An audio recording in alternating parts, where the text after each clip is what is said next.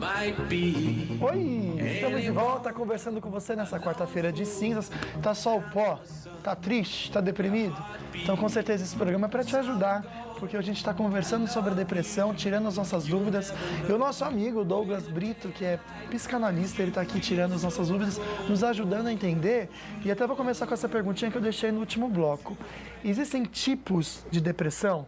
Tem aquela depressão que a pessoa se afunda no trabalho para conseguir superar. E tem aquela que a pessoa não quer trabalhar de jeito nenhum, senão ela vai se afundar.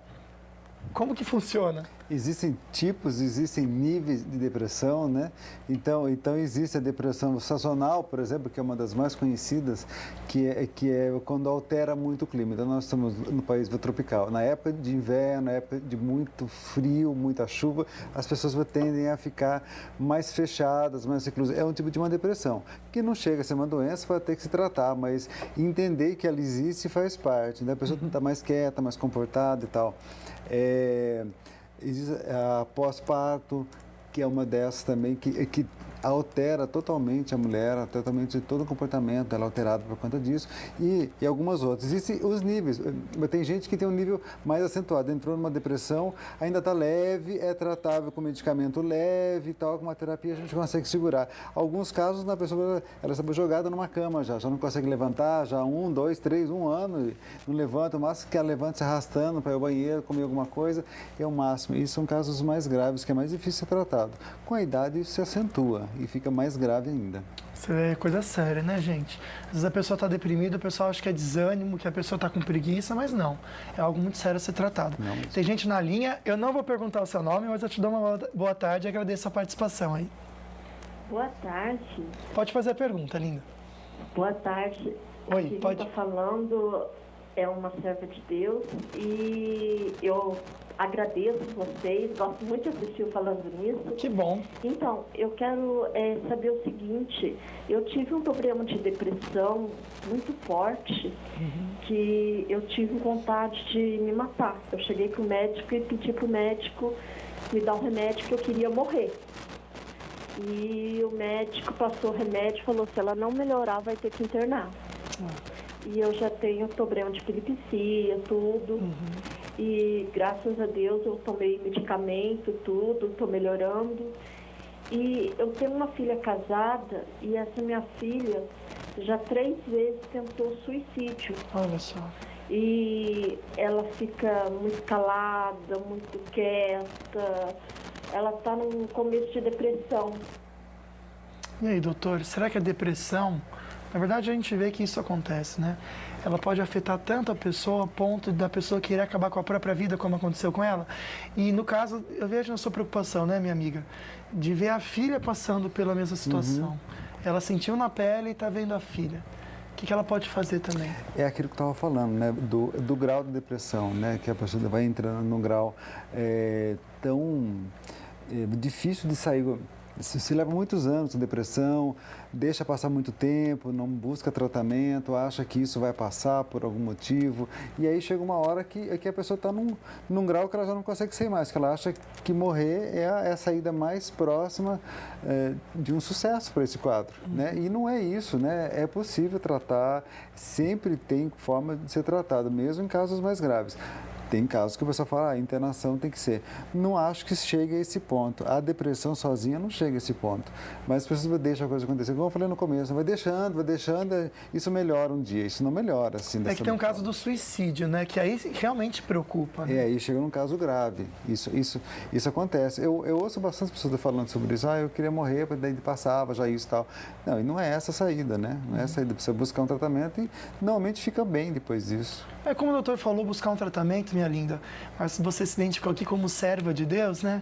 Então peça muito a Deus para dar sabedoria a você e também a sua filha, que a fé com certeza ajuda muito e já a gente conversa sobre isso, mas a gente vai agora para o Face. Sem dúvida. Bom, vamos falar um pouquinho agora sobre os efeitos que a depressão pode trazer, né, ao corpo de uma pessoa. A Renata Cristina quer saber sobre isso, a Regina Barros também quer saber se depressão dá dor no corpo e a Nájila Oliveira quer saber se tem alguma ligação entre a fibromialgia e a depressão. Então, ele pode dar algumas dores no corpo, mas não é é pela depressão em si, mas é pela tensão que as pessoas ficam por causa daquilo. Né? Eu não quero sair, eu não quero fazer, mas eu me esforço, eu faço com muita má vontade as coisas. Esse esforço é dobrado, né? Não é um esforço comum de me levantar e fazer alguma coisa. Eu tenho que ter um esforço dobrado para levantar da cama de manhã. E isso tudo vai sendo um desgaste muito grande. Isso tudo considerando que a pessoa não está em tratamento. Sim. Nem com medicamentos, nem em terapia. Isso é muito cansativo. Qualquer atividade que a gente faz sem vontade, que faz assim empurrado, dá essa sensação. E somatiza, de repente, a tensão da pessoa? Sim.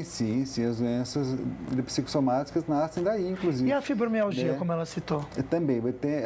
Ela tem um componente depressivo muito conhecido até, né? Então, a gente observa que essas dores que vão andando e as pessoas sentem isso e tem aumentado de pessoas com essa doença, a gente percebe quando é tratada a depressão também, quando se entra em terapia e se trata, isso tende a ir diminuindo, como todas as dores vão diminuindo. Interessante, a gente aprende tanto aqui, interessante mesmo, muito interessante. Bom, toda quarta-feira você confere aqui no Falando Nisso o quadro Chega de Ronco e hoje a gente vai saber se os remédios, eles podem causar a apneia. Chega de Ronco, by Cian.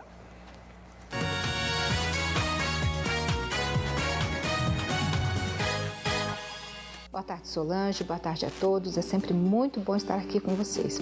A pergunta de hoje é se os medicamentos para dormir geram roncos. Então, vamos lá.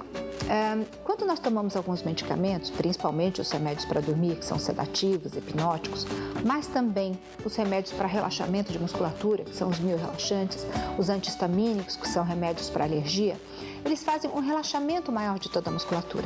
Com esse relaxamento maior, nós temos um bloqueio maior das vias respiratórias. Aquele sininho que nós temos atrás, ele fica mais flácido, assim como todos os tecidos da garganta. Então, quando nós deitamos, eles tendem a colabar, eles tendem a cair para trás e gerar o ronco e apneia. Então, se você não ronca, ou se ronca pouco, em uma situação ou outra você precisa tomar alguns desses medicamentos, até aí está tudo certo. Mas aí vai uma recomendação muito importante. Se você já tem apneia, normalmente a tua qualidade de sono é ruim, mas não tente consertar isso com medicamentos para dormir e principalmente sem recomendação médica. Aquela questão de pegar um remédio da vizinha para dormir porque você está dormindo mal, puxa, isso pode levar a consequências muito sérias, porque se você já tem apneia e tomar um medicamento desses, você pode ter um bloqueio real e aí sim ter complicações mais graves, podendo gerar até infartos, derrames ou coisas assim. Então, nunca faça isso. Outro medicamento que é bastante importante você saber, os últimos estudos têm mostrado que o Viagra, que são aqueles remédios para impotência, normalmente o paciente com apneia, ele tem uma disfunção erétil e às vezes ele tenta compensar com isso. Todos os estudos têm mostrado que existe um bloqueio maior, uma alteração maior do sono. Então sempre é importante estar muito alerta. Se você tem apneia, não tome medicação sem recomendação médica. Bem, qualquer dúvida, estamos aqui.